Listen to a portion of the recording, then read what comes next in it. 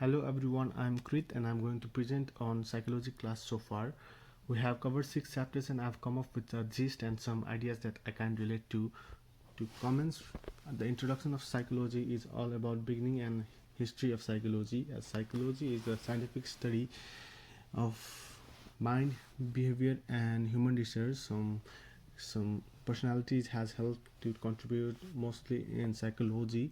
The William Wundt is called the father of psychology, and I like his introspection concept. It is the process of examining our own conscious thoughts, feeling and sensation, and we can relate it with meditation. As you can see in picture, meditation can also help us in realizing our thoughts as we are lost, and we are analyzing our thinkings and emotion while we are doing medication.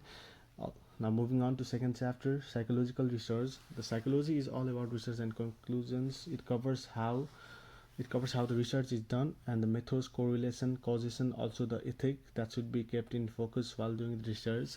I found the concept of illusory correlation very interesting and relating. As I'm from Nepal, we have a lot of superstitions, as like we should not cross the road after the black cat crosses the road, and it might cause some bad luck. Uh, for example, you can see in the picture of moon and tides, some people thinks it is related while it is not really. Biopsychology is also an important part of psychology, because it is very important to study how human system processes the information. I like to connect the concept of neuroplasticity and spinal cord reflexes, as one concerns about how brain adapts and another is all about automatic and instant reflexes. When I was goalkeeper, we were trained to some sudden deflection. It is not because we are expected to save the deflections from the defenders of something in the pitch, but in the field, but it helps our brain to be ready for any situation, and in some cases our hand move itself toward the ball to make a save, which is a very rewarding phenomenon. On the other hand, state of consciousness covers about consciousness, sleep disorders and hypnosis. Among them all, we can relate mostly to circadian rhythm, which is 24-hour cycle our body goes through. It is, we can say it like a bios clock. When we do certain things in certain times daily, we suppose we have meal at 10 a.m. and if we do not in one day, we feel hungry at around 10 a.m. Moving to sensation and perception, the idea of intentional blinding is what caught my eyes.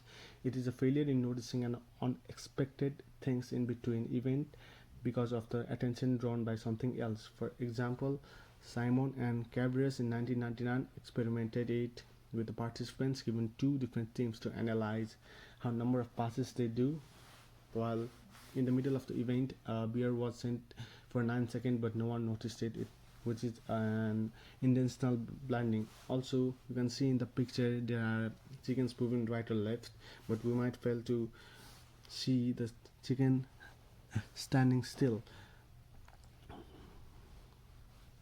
Lastly, moving on to the learning. Learning has significant impact in our life.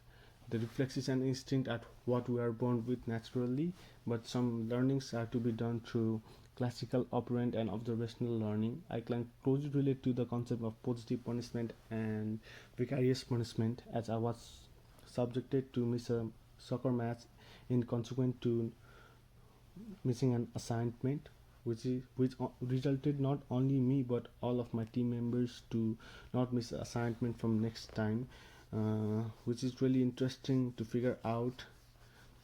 So that's how psychology class has been for me so far, and I'm seeing forward to it. Thank you.